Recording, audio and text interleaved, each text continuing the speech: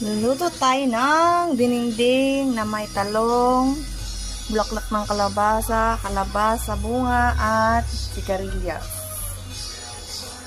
Nakaluto na tayo. Unahin natin itong kalabasa.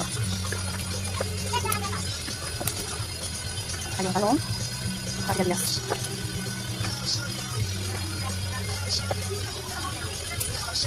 Patangin natin. Na natin kung lambot na ang kalabasa. Okay na. So, pwede na natin ilagay itong